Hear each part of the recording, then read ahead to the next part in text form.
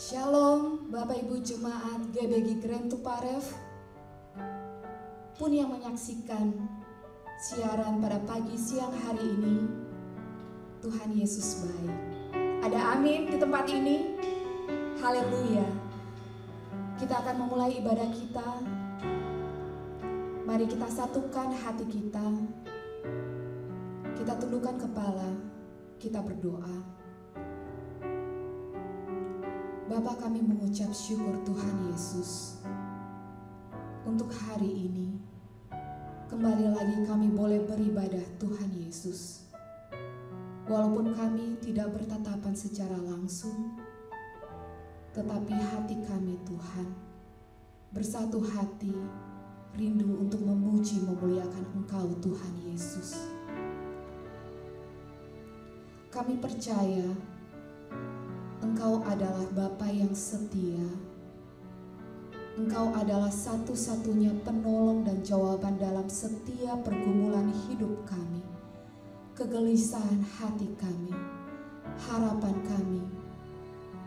Semuanya Tuhan, kami serahkan di dalam tangan-Mu, karena Engkau Allah yang berkuasa.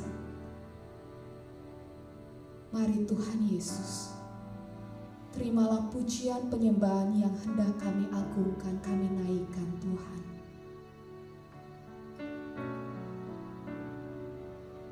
Syukur kepadamu Tuhan. Syukur kepadamu.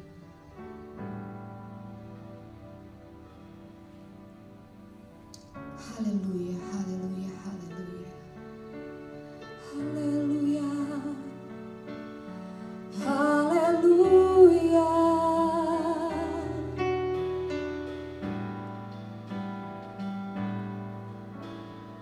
Bila kau rasa gelisah di hatimu, bila kalang kabut tak menentu hidupmu,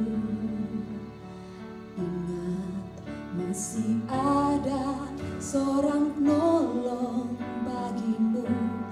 Yesus tak pernah jauh darimu.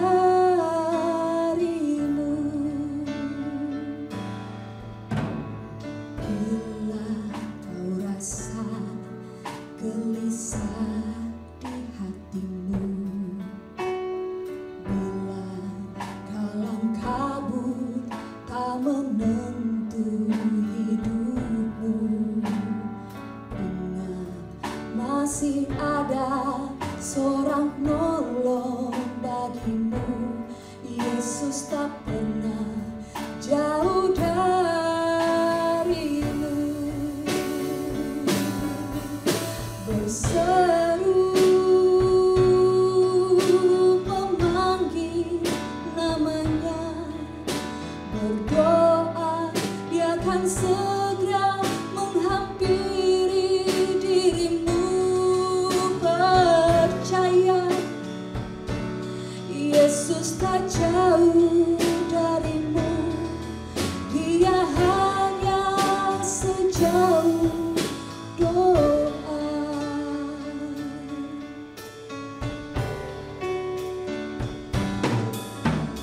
Bila kau rasa gelisah di hatimu, bila kalang kabut tak menentu hidupmu, ingat masih ada seorang penolong bagimu. Yesus tak pernah jauh darimu. Berseru memanggil namanya, berdoa Dia akan segera menghampiri dirimu. Percaya Yesus tak jauh darimu,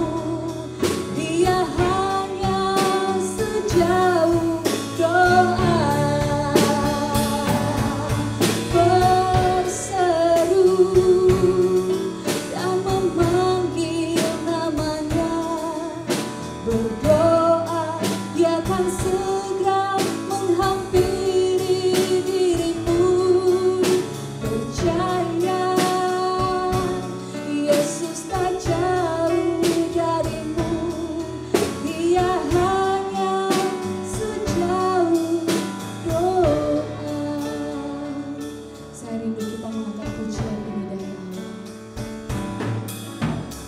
Bila kau rasa gelisah hatimu, bila kalang kabut tak menentu hidupmu, ingat masih ada seorang penolong bagimu. Yesus tak pernah jauh darimu.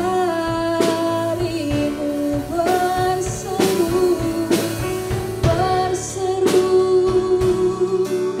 memanggil namanya, berdoa dia akan segera menghampiri dirimu. Percaya Yesus tak jauh darimu, dia hanya sejauh doa. Berseru, memanggil namanya, berdoa dia akan segera menghampiri dirimu.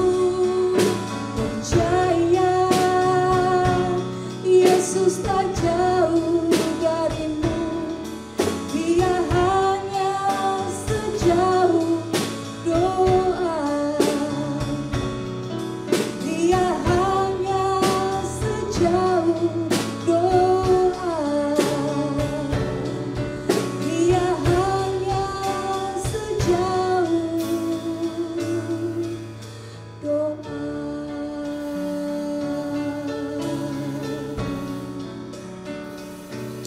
Naikkan syukurmu, naikkan doamu, naikkan pengagunganmu.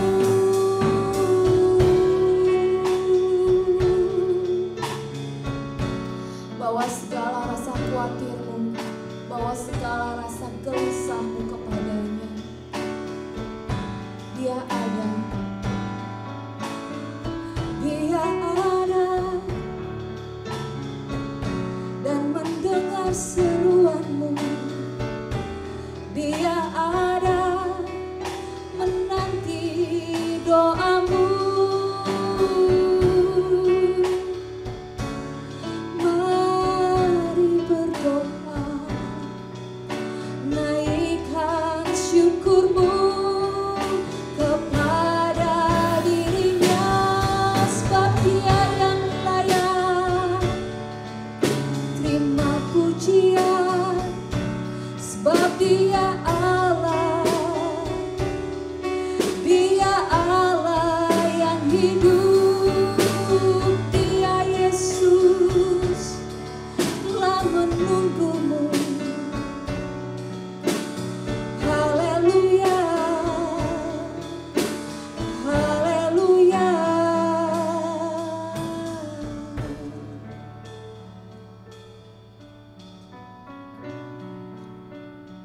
Hanya Yesus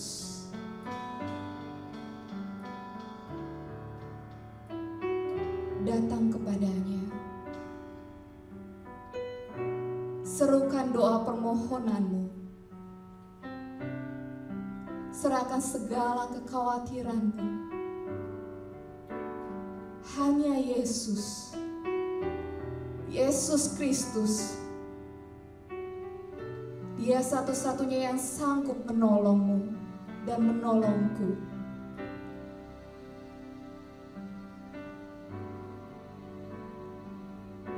Saat kau rasa tak sanggup, mungkin kondisi ini buat penghasilanmu tidak ada atau berkurang. Engkau khawatir akan kehidupanmu. Datang kepada sumber kehidupan, yaitu Yesus Kristus.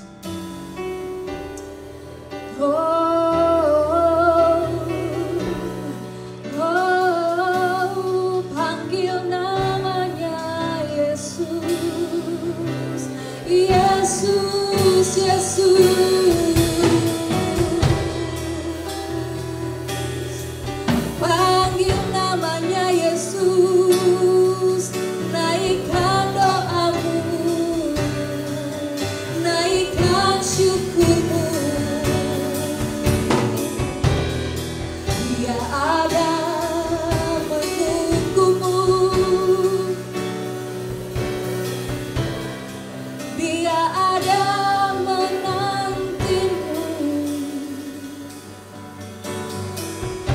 Di dalam suka dan duka Dia ada.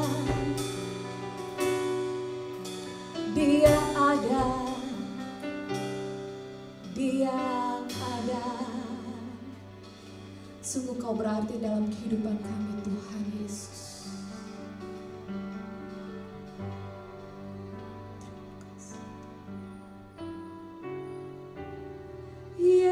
Yesus, Yesus, Kau berarti bagiku. Oh Yesus, Yesus, Kau segalanya bagiku.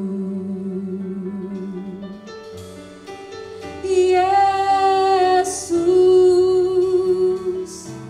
Yesus, Kau berarti bagiku. Oh Yesus, Yesus, Kau segalanya bagiku. Yesus, Yesus, Kau berarti bagiku. Oh Yesus, Yesus, Kau segalanya bagiku. Panggil namanya Yesus, Yesus, Kau berarti bagiku. Oh Yesus, Yesus, Kau segalanya bagiku. Kau segalanya bagiku. Kau segalanya bagiku.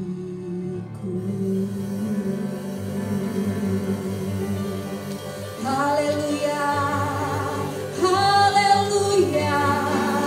Terima kasih Yesus untuk kehadiran-Mu, untuk hadirat-Mu yang boleh kami rasakan, kami nikmati. Kami mengucap syukur Tuhan. Terima kasih Tuhan Yesus.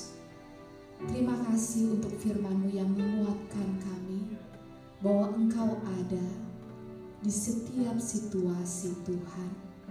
Engkau ada menunggu kami Tuhan. Tangan-Mu terbuka menanti setiap anak-anak-Mu Tuhan Yesus. Kami mengucap syukur Tuhan karena kami punya penolong di dalam kehidupan kami. Terima kasih. Dan saat ini Tuhan, kami telah siap untuk mendengarkan berita firman-Mu Tuhan Yesus, untuk lebih meneguhkan, menguatkan iman percaya kami kepada Engkau Allah yang hidup. Kami berdoa di dalam satu nama Yesus Kristus. Haleluya. Amin. Saya persilakan kepada hamba-Nya untuk memberitakan firman Tuhan. Saudara yang kasih dalam Tuhan, mari kita masuk dalam doa. Bapa Surgawi, terima kasih. Kami bersyukur kembali kami boleh datang kepadamu dan kami boleh beribadah kepadamu. Kami boleh memuji dan menyembah-Mu. Dan saatnya pada pagi hari ini kami siapkan hati untuk mendengar firman-Mu. Oleh sebab itu mari Roh Kudus urapi kami semua. Tuliskan firman itu di dalam hati kami masing-masing. Dan pakai hamba-Mu ya Bapa, hanya sebagai alat, tidak lebih daripada itu. Jamah hati ini Bapa untuk tidak mencuri kemuliaan Tuhan. Dan kuduskan hamba-Mu yang penuh dengan salah dan dosa ini, sehingga hamba boleh layak menjadi alat-Mu. Bapa Surgawi, berfirmanlah kepada kami. Kami siap untuk mendengarnya. Dan kami siap juga untuk menjadi pelaku firman. Dan kami percaya Roh Kuduslah yang menjadi penolong kami, yang memampukan kami untuk kami hidup berjalan dengan firman-Mu. Dalam nama Tuhan Yesus kami berdoa dan kami mengucap syukur. Amin. Saudara yang kasih dalam Tuhan, kita masih tetap di dalam renungan dari Mazmur pasal 23 ayat 1 sampai 6. Dan kita saat ini masuk ke bagian yang kelima. Sebelumnya, minggu-minggu yang lalu saya sudah bawakan tentang hubungan dua arah, pengalaman iman atau berjalan dengan firman Tuhan dan pemeliharaan Allah. Dan saatnya kita saat ini masuk ke Mazmur pasal 23 ayat 1 sampai 6. Sebelum itu saya akan bacakan firman Tuhan dari Mazmur 23 ayat 1 sampai 6. Dan saya minta juga untuk saudara membuka Alkitab saudara dan kita sama-sama membaca firman Tuhan. Perikopnya, Tuhan gembalaku yang baik. Mazmur Daud. Tuhan adalah gembalaku, takkan kekurangan aku. Ia membaringkan aku di padang yang berumput hijau. Ia membimbing aku ke air yang tenang. Ia menyegarkan jiwaku. Ia menuntun aku di jalan yang benar oleh karena namanya. Sekalipun aku berjalan dalam lembah kekelaman, aku tidak takut bahaya. Sebab Engkau besertaku, gadamu dan tongkatmu itulah yang menghibur aku. Engkau menyediakan hidangan bagiku di hadapan lawanku.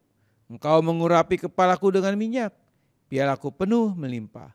Kebajikan dan kemurahan belaka akan mengikuti aku seumur hidupku, dan aku akan diam dalam rumah Tuhan sepanjang masa. Saudara, Mazmur 23 ayat 1 sampai 6 adalah Mazmur yang khusus. Mazmur yang berbeda dengan tulisan-tulisan Daud yang lainnya. Di sini Daud menceritakan pengalaman yang luar biasa. Di mana Daud di sini memberikan satu kesaksian lewat tulisannya bahwa dia punya hubungan yang begitu intim dengan Allah. Hubungan dua arah. Dan dia juga dalam kehidupannya setiap hari dia berjalan dengan firman-Nya atau pengalaman iman. Dan setiap harinya di dalam kehidupan dia, suka dan duka, dia selalu mengalami pemeliharaan Allah. Dan itu memang sesuatu yang dialami Daud. Dan juga bagi setiap saudara dan saya sebagai orang Kristen, sebagai orang yang percaya sejati, hidup kita harus memiliki tiga hal itu. Yaitu hubungan dua arah. Allah dengan kita, kita dengan Allah. Kita harus berjalan dengan firman Tuhan atau pengalaman iman. Dan pemeliharaan Allah dalam hidup saudara dan saya. Sebab pemeliharaan Allah adalah cara Allah membawa kita ke dalam rencananya yang penuh damai sejahtera dan rencana yang sempurna. Nah saudara, kita akan mulai dari ayat yang ke-1 dari Mazmur pasal 23. Tuhan adalah gembalaku, takkan kekurangan aku. Dalam ayat 1 dari pasal 23 ini Daud mau mengisahkan, mau menceritakan tentang hubungan dua arah dan pemeliharaan Allah yang Daud alami di dalam ayat 1. Sehingga Daud katakan Tuhan adalah gembalaku, takkan kekurangan. Saudara, ada kalimat Tuhan adalah gembalaku. Ini kalimat satu pengakuan, kalimat pengakuan daripada Daud. Dia mengakui Tuhan adalah gembalaku. Nah, pengakuan yang Daud katakan, yang Daud ikrarkan atau Daud sampaikan, Daud tulis, Daud saksikan, ini juga menjadi sesuatu yang bagi setiap saudara dan saya sebagai orang Kristen, seringkali kita juga dengan mudahnya sebagai orang Kristen kita mengaku punya hubungan dengan Kristus. Kita mengaku bahwa kita mengenal Kristus. Dan kita juga mengaku bahwa Yesus adalah gembala yang baik buat kita. Nah saudara, pasti semua orang Kristen, bahkan para hamba Tuhan, itu dengan mudahnya berkata, Tuhan adalah gembalaku. Kristus adalah Tuhan dan Juru Selamatku. Saudara, pengakuan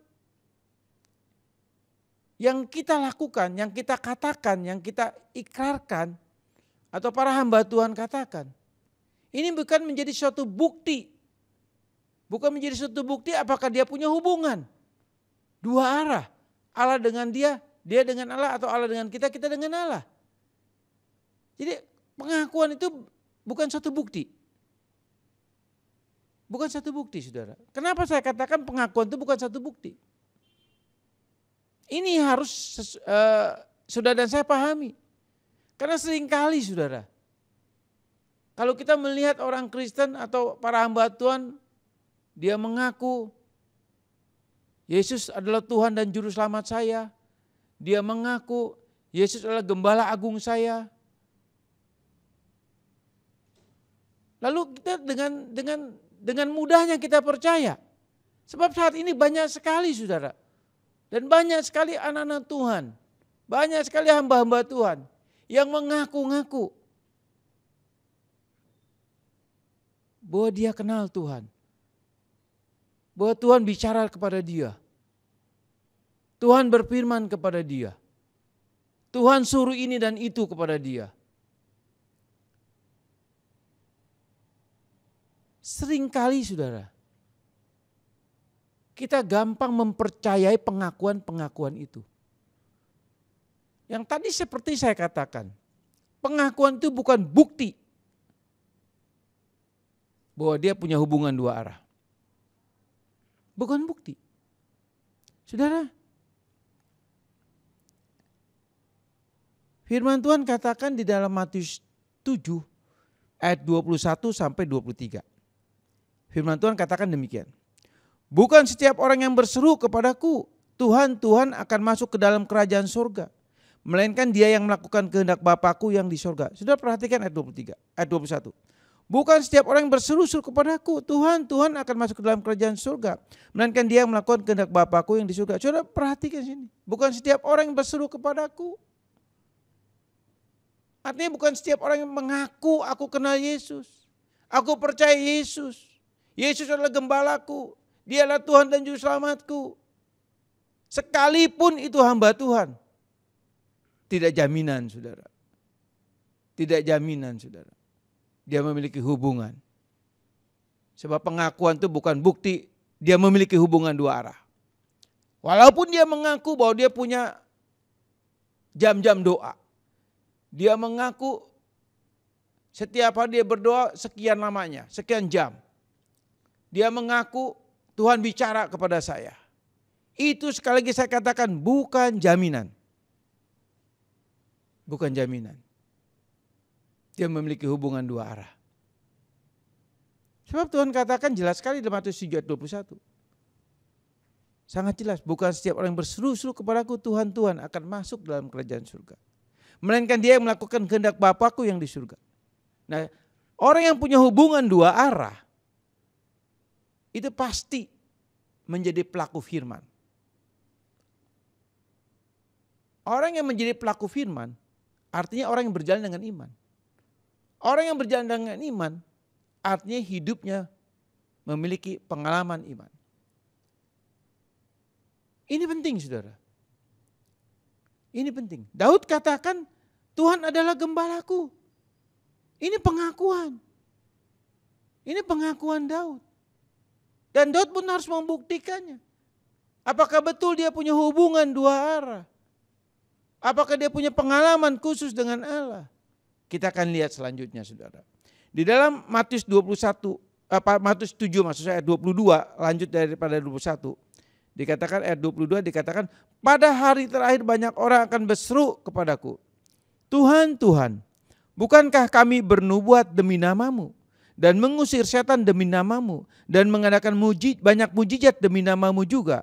Ayat 23, pada waktu itulah aku akan berterus terang kepada mereka dan berkata, aku tidak pernah mengenal engkau, nyalah daripadaku kamu sekalian pembuat kejahatan. Nah, saudara, jelas. Matius 7 ayat 21 sampai 23. Ini konteksnya bicara mengenai orang Kristen. Dan lebih khusus lagi bicara mengenai para hamba Tuhan. Saya nggak bicara hamba Tuhan secara pribadi. Tetapi ini bicara mengenai para hamba Tuhan yang mengaku intim dengan Tuhan, punya hubungan dengan Tuhan. Dan dia katakan dia banyak melakukan mujizat, banyak membuat orang bertobat lewat pelayanannya. Tapi akhirnya Tuhan katakanlah, aku tidak kenal engkau, nyala engkau pembuat kejahatan. Artinya apa? Matius 7 ayat 21 sampai 23. Ini jelas sekali bahwa orang yang mengaku-ngaku kenal Tuhan, yang mengaku-ngaku hamba Tuhan, yang mengaku-ngaku sebagai orang Kristen, belum tentu memiliki hubungan dua arah. Sebab orang Kristen sejati, hamba Tuhan yang sejati, kalau dia punya hubungan yang intim dengan Tuhan, punya hubungan dua arah antara Tuhan dengan dia dengan Tuhan, atau Allah dengan kita, kita dengan Allah, pasti Matius 7 ayat 21 sampai 23 itu tidak berlaku bagi saudara dan saya. Saudara, Paulus katakan dalam pengakuannya, saudara, Paulus pun mengakui bahwa dia rasul, bahwa dia hamba Tuhan. Dan dia katakan lebih spesifik lagi, bahwa dia rasul untuk bangsa-bangsa lain. Dia rasul untuk bangsa-bangsa lain. Dan Paulus tidak asal bicara saya ini rasul, lalu mengangkat diri sebagai rasul. Oh tidak, saudara. Yesus yang memilih Paulus untuk menjadi rasul bagi bangsa lain. Jelas sekali itu di dalam Galatia pasal 1 ayat 15 dan 16. Kita akan baca Galatia 1 ayat 15 dan 16. Di dalam Galatia 1 ayat 15 dan 16 dikatakan begini. Tetapi waktu ia yang telah memilih aku sejak kandungan ibuku dan memanggil aku oleh kasih karunia-Nya, berkenan menyatakan anaknya di dalam aku supaya aku memberitakan dia di antara bangsa-bangsa bukan Yahudi, maka sesaat pun aku tidak minta pertimbangan kepada manusia. Jelas sekali. Paulus sadar, Paulus tahu persis. Dia katakan di dalam ayat 15 dari Galatia pasal 1. Dia katakan dari sejak kandungan ibuku Allah telah memilih Paulus untuk menjadi apa? Rasul bagi bangsa lain. Rasul Paulus bisa mempertanggungjawabkan itu, saudara. Artinya apa? Karena Rasul Paulus punya hubungan dua arah. Saudara, Rasul Paulus katakan di dalam 2 Timotius pasal 1 ayat 12. Firman Tuhan katakan demikian. Itulah sebabnya aku menderita semuanya ini, tetapi aku tidak malu. Karena aku tahu kepada siapa aku percaya. Dan aku yakin bahwa dia berkuasa memeliharakan apa yang telah dipercayakannya kepadaku hingga pada hari Tuhan. Saudara, di dalam 2 Timotius 1 ayat 12 dikatakan itulah sebabnya aku menderita semuanya ini. Kita tahu, saudara, Paulus itu menderita karena Injil. Dia dipenjara karena Injil. Dia dianiaya karena Injil. Bahkan dia mau dibunuh karena Injil. Jadi pelayanan Paulus itu betul-betul harganya sangat mahal. Pelayanan yang penuh dengan penderitaan. Pelayanan penuh dengan pengorbanan. Dia berani bayar harga. Ini baru hamba Tuhan yang baik. Ini baru hamba Tuhan yang benar. Saudara, saat ini banyak sekali hamba Tuhan yang memberikan syarat. Kalau jadi hamba Tuhan itu harus diberkati. Harus kaya raya. Kalau jadi hamba Tuhan harus berhasil. Itu bukti hamba Tuhan yang dipakai Tuhan. Saya katakan, saudara yang kasih dalam Tuhan, hamba-hamba Tuhan seperti ini sebetulnya pencuri uangnya Tuhan. Hati-hati, saudara. Sebab kalau kita lihat pelayanan para rasul semuanya, mereka semua menderita bagi Kristus. Dan mereka berani bayar harga. Bahkan hampir semua rasul itu mati dalam keadaan mati syahid, saudara. Bahkan Paulus sendiri pun mati dalam keadaan dipancung, saudara. Nah, saudara yang kasih dalam Tuhan, Paulus katakan dia menderita karena Injil. Dan dia bangga dengan penderitaannya itu. Dia bangga dengan penderitaannya itu, saudara.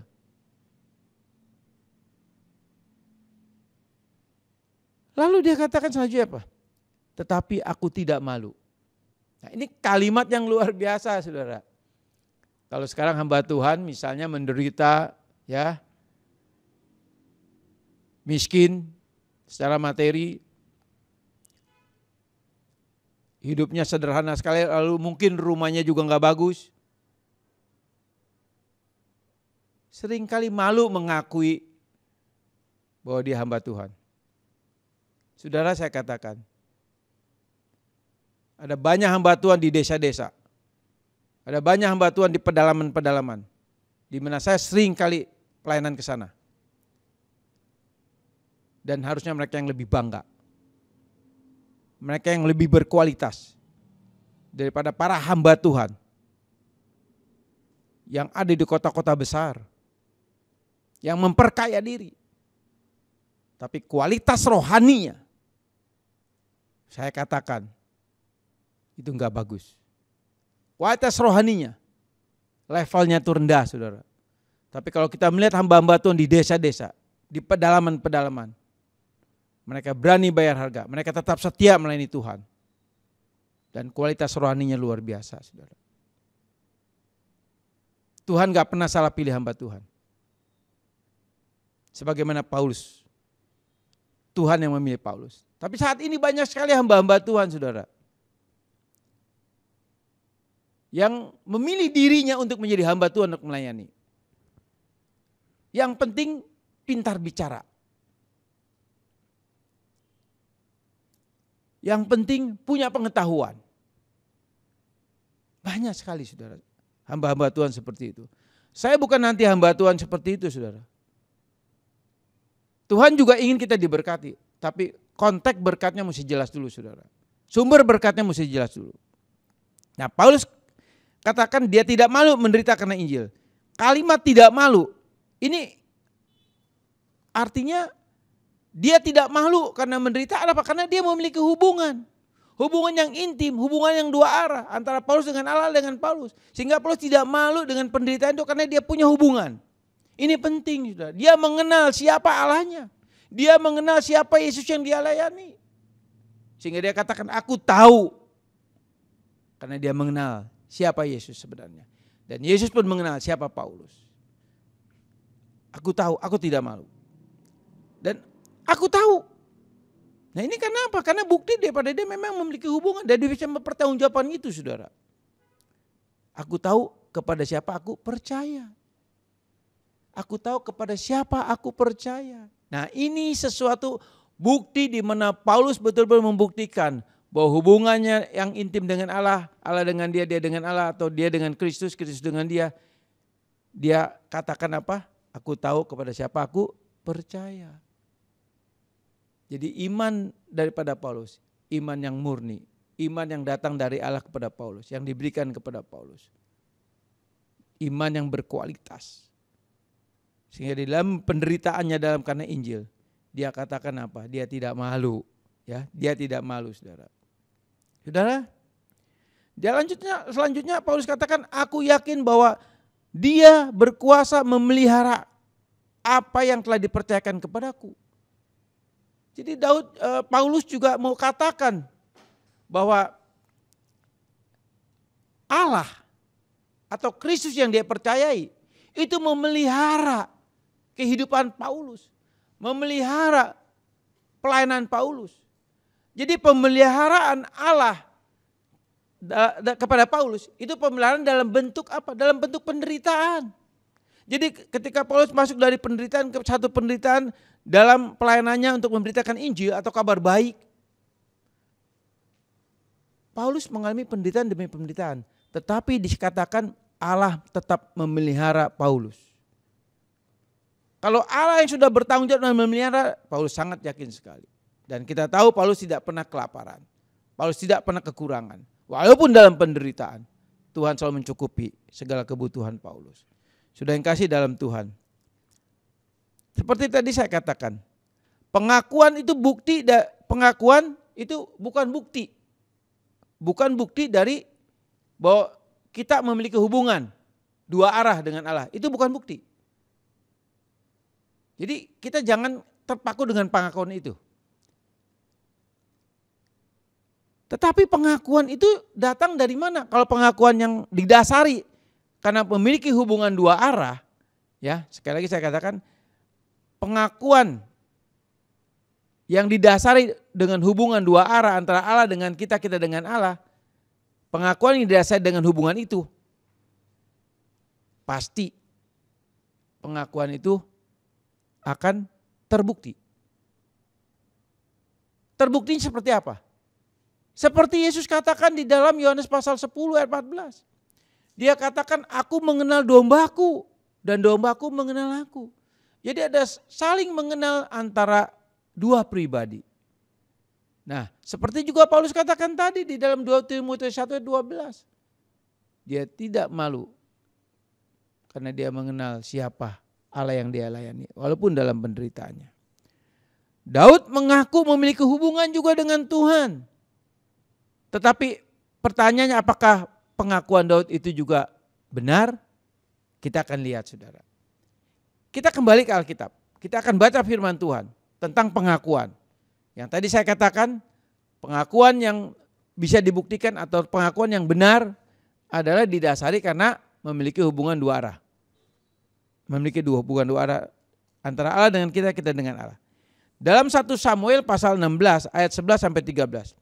Lalu Samuel berkata kepada Isai, inikah anakmu semuanya? Jawabnya, masih tinggal yang bungsu, tetapi sedang mengembalakan kambing domba. Kata Samuel kepada Isai, suruhlah memanggil dia, sebab kita tidak akan duduk makan sebelum ia datang kemari.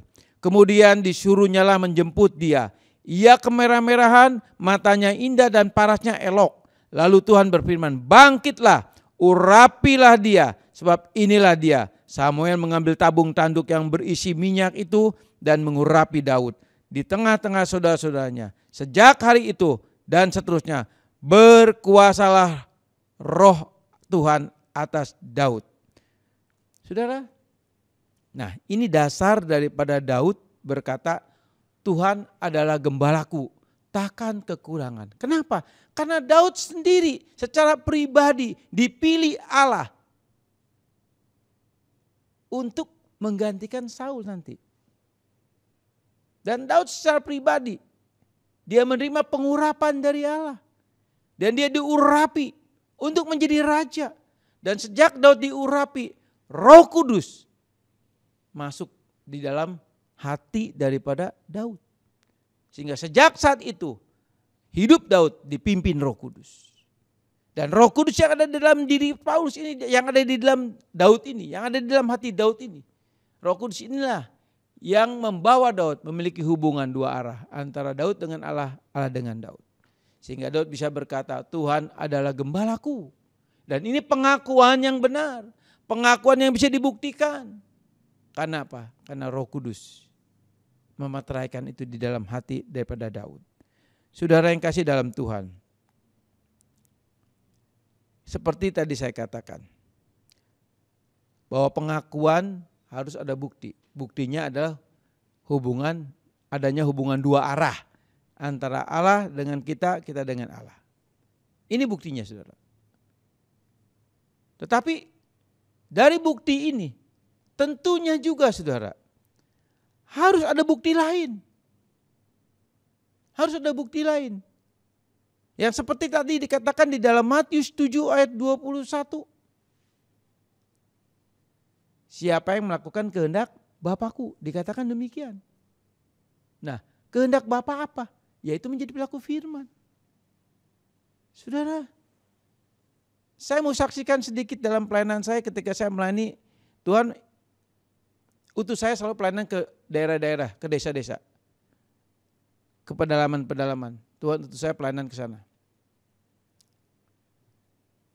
Saya banyak melihat saudara, hamba-hamba Tuhan di daerah-daerah yang hidupnya betul-betul di bawah garis kemiskinan saudara. Tapi saya melihat pelayanan mereka itu luar biasa. Mereka tulus, mereka setia. Dan selalu mereka itu bersuka cita saudara. Mereka selalu bersuka cita, mereka selalu semangat. Dan saudara tahu, hamba-hamba Tuhan di daerah-daerah Ini pencetak daripada anak-anak Tuhan. Jadi kita tahu ada urbanisasi. Ada urbanisasi dari desa ke kota. Oke? Dari desa ke kota. Jadi enggak aneh Saudara. Kalau di kota-kota besar, gereja besar-besar banyak anak-anak Tuhan yang beribadah. Itu banyak sekali kalau boleh didata. Itu mereka banyak yang berasal dari daerah-daerah. Dari daerah-daerah. Mereka kerja di kota-kota besar. Akhirnya mereka tinggal di kota-kota besar. Mereka beribadah tentu di gereja-gereja, di kota-kota besar juga di mana mereka berada Saudara. Tetapi sesungguhnya mencetak mereka menjadi orang Kristen yang sejati atau menjadi orang Kristen yang betul-betul beriman kepada Kristus. Itu adalah hamba-hamba Tuhan di daerah-daerah Saudara. Ini bukti Saudara. Bukti daripada apa? Bukti bahwa para hamba Tuhan di daerah-daerah betul-betul menjadi pelaku firman. Menjadi pelaku firman. Nah Saudara, ini hal menjadi perenungan yang khusus buat Saudara dan saya.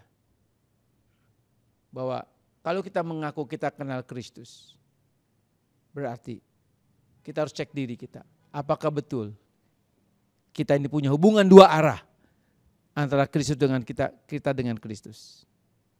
Dan itu kita tahu. Kita harus cek diri. Kita nggak bisa ngomong asal ngomong karena saya ini pendeta, saya ini pengerja, saya ini diaken, saya ini pelayan musik, saya ini jemaat yang setia. Itu bukan jaminan. Tapi mari cek diri masing-masing. Apakah betul kita punya hubungan dua arah? Apakah kita suka bersaat teduh? Apakah setiap hari Saudara dan saya membaca firman-Nya? Membaca dan merenungkan firman-Nya. Apakah ada kerinduan untuk hal ini Saudara? Ini penting Saudara. Saudara jangan asal ngaku saya percaya Yesus. Saya mengenal Yesus. Tapi enggak pernah berdoa. Enggak pernah baca firman.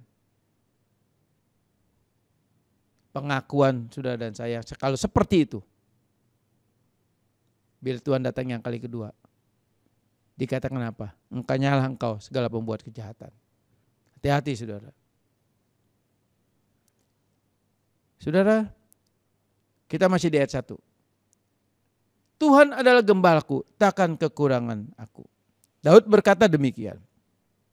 Daud menggambarkan sosok Tuhan ini sebagai gembala yang bertanggung jawab. Dan gembala yang mengenal dombanya. Ini penting Saudara ya. Saudara perhatikan.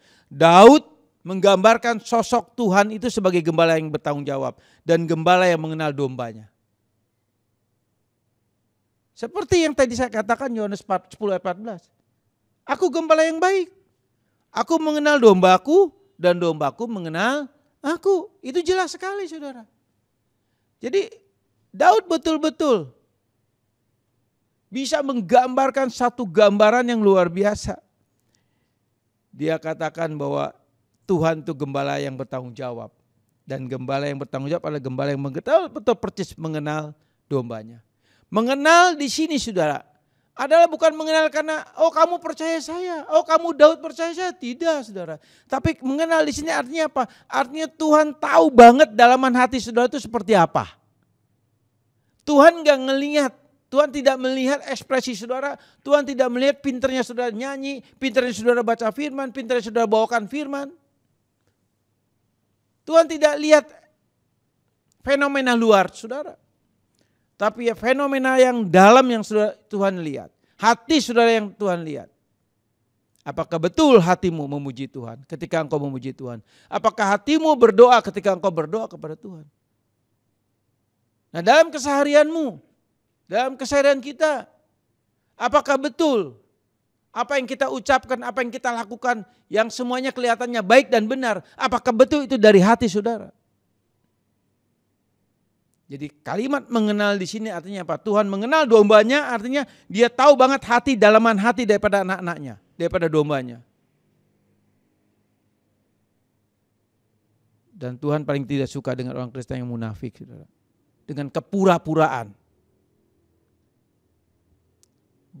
Tuhan tidak suka dengan orang-orang Kristen yang sok suci sok kudus, sok alim. Oh tidak, saudara. Dia lihat hatinya. Dilihat hati saudara dan saya. Apakah betul hati saudara dan saya betul-betul melekat kepada Dia? Apakah betul hati saudara dan saya ada firman? Ini penting, saudara.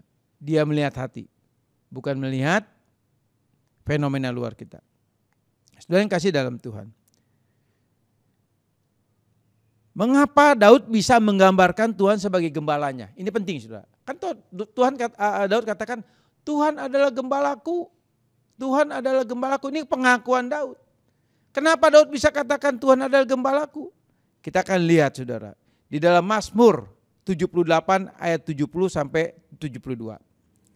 Ayat 78, pasal 78 ayat 70 sampai 72 dari Mazmur 78. Dipilihnya Daud, hambanya, diambilnya dia dari antara kandang-kandang kambing domba. Dari tempat domba-domba yang menyusui didatangkannya dia untuk mengembalakan Yakub umatnya dan Israel miliknya sendiri. Ia mengembalakan mereka dengan ketulusan hatinya dan menuntun mereka dengan kecakapan tangannya. Saudara perhatikan. Di sini jelas sekali. Daud berkata Tuhan adalah gembalaku. Jadi Daud menggambarkan Allah itu sebagai gembalanya Daud. Kenapa? Karena memang Daud punya latar belakang seorang gembala. Nah, di dalam Mazmur 78 ayat 70 sampai 72 jelas sekali dikatakan Daud dipilih menjadi raja bagi bangsa Israel, bagi umat pilihannya dari kawanan domba, di mana dia sebagai gembalanya. Jadi dia tahu persis yang namanya gembala itu seperti apa, saudara. Dia tahu persis sebagai gembala dia harus membawa domba-dombanya kepada padang rumput yang hijau untuk menyediakan makanan. Nah, oleh sebab itu dia katakan apa? Di dalam ayat 1, Tuhan adalah gembalaku, takkan kekurangan aku. Artinya Daud percaya walaupun Daud mengalami penderitaan, suka dan duka apapun yang Daud alami, Daud tetap percaya bahwa Allah selalu memelihara Daud. Allah selalu menyediakan apa yang dibutuhkan oleh Daud. Demikian juga saudara dan saya. Kita harus percaya. Saat ini kita tahu kita menghadapi pandemi daripada COVID-19 atau virus corona. Dampaknya sangat luar biasa sekali. Mempengaruhi ekonomi yang luar biasa sekali. Semua orang kesulitan dalam hal dana dan keuangan. Bahkan gereja sendiri pun, saudara. Kesulitan dalam hal dana. Ini bukan sesuatu yang main-main, saudara. Sesuatu yang sangat serius. Tapi percayalah, apapun yang terjadi, kalau kita memiliki hubungan dua arah, sehingga kita selalu berkata, Yesus adalah gembalaku yang baik, takkan kekurangan aku. Saudara yang kasih dalam Tuhan, hubungan Daud dengan Tuhan bukan sekedar simbolis atau cuma seremonial, tetapi ada keintiman yang begitu dalam dan yang menjadikan Tuhan betul-betul Tuhan dalam hidup Daud. Jadi bukan Tuhan-Tuhanan, bukan Tuhan, saya katakan saya mengenal Tuhan. Saya mengenal Yesus Kristus sebagai Tuhan yang selamat. Bukan asal ucap. Tapi Daud betul-betul menjadikan Tuhan adalah Tuhan dalam hidupnya. Artinya Tuhan yang mengendalikan hidupnya. Dan Daud percaya hidupnya ada di tangan Tuhan. Demikian juga saudara dan saya. Kita harus percaya bahwa hidup saudara dan saya ada di tangan Tuhan. Dan Tuhan bertanggung jawab atas hidup saudara dan saya. Kenapa? Karena dia mengenal siapa saudara dan saya. Dan dia mengenal bukan fisik saudara, bukan fenomena luar saudara, tapi dia mengenal hati saudara. Apakah betul hatimu melekat kepada Tuhan? Nah, saudara yang kasih dalam Tuhan, di dalam kehidupan saudara dan saya, setiap hari, apapun masalah yang sedang kita hadapi, seperti saat ini krisis yang terjadi, bukan saudara saja, saya pun pribadi saudara, betul-betul mengalami krisis yang amat sangat, yang selama ini saya belum pernah mengalami krisis seperti ini, saudara. Saya mau berkata jujur, saudara, bahwa krisis yang terjadi saat ini juga membuat saya menderita, membuat saya susah. Tapi saya tetap percaya bahwa Tuhan Yesus adalah gembala saya yang baik. Takkan kekurangan hidup saya. bahkan keluarga saya pun tetap dalam tanggung jawabnya Allah kita. Sudah yang kasih dalam Tuhan, firman Tuhan tidak saya panjangkan. Di minggu yang akan datang nanti, kita akan lanjutkan di ayat yang kedua. Kita satukan hati kita dalam doa. Bapa Surgawi, terima kasih buat firman yang sudah hamba sampaikan. Firman yang sangat sederhana. Firman yang hamba sampaikan yang mungkin dengan kata-kata yang kurang baik. Tapi hamba mohon Bapa Surgawi, oleh kuasa Roh Kudus, tolong agar firman yang sederhana ini, yang mungkin kalimat-kalimatnya ada yang kurang baik, biarlah Roh Kudus yang menyempurnakan itu di dalam setiap hati kami semua, khususnya bagi jemaat GBI Gerintu Parep yang saat ini mendengar firman Tuhan. Biarlah Roh Kudus yang memberikan pengertian-pengertian sesuai dengan kemampuan daya pikir mereka masing-masing, daya tangkap mereka masing-masing, sehingga mereka boleh mengerti firman yang disampaikan ini. Bapa, kami mau seperti Daud. Bukan hanya asal kami mengaku kenal Engkau, tapi biarlah pengakuan kami ini betul-betul didasari karena kami punya hubungan dua arah antara kami dengan Engkau, Engkau dengan kami ya Bapa. Oleh sebab itu Bapa, meteraikan ini dan tolong kami agar mulai saat ini, mulai pagi dan siang ini, kami boleh membangun hubungan dua arah antara Engkau dengan kami, kami dengan Engkau. Dan ampuni ya Bapa, kalau selama ini kami sering mengabaikan hubungan ini, kami sering kali menomorduakan Engkau dalam hidup kami. Ampuni kami Bapa. Dan biarlah mulai pagi dan siang ini kami mau belajar untuk kembali membangun hubungan dengan Engkau. Dan Roh Kudus tolong kami. Dan kami percaya Roh Kudus adalah penolong yang Engkau kirim bagi kami.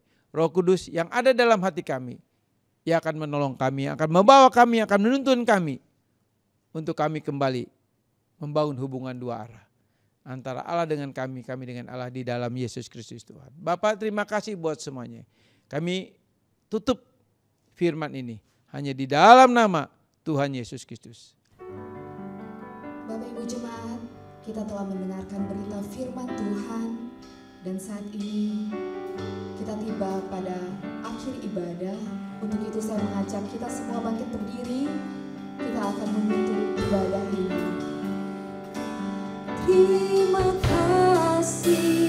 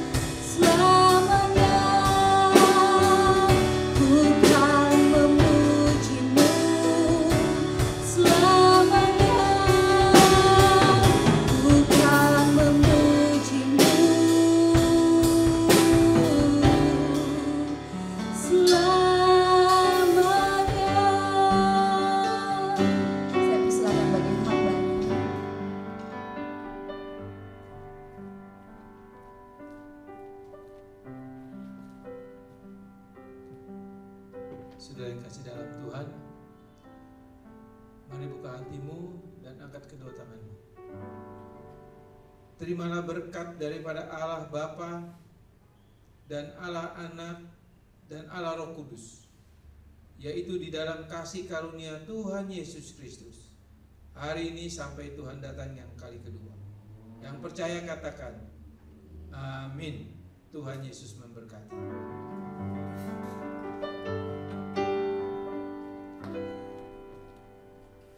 Selamat hari Minggu, Tuhan Yesus memberkati, tetap kuat dan semangat di dalam Tuhan. Haleluya.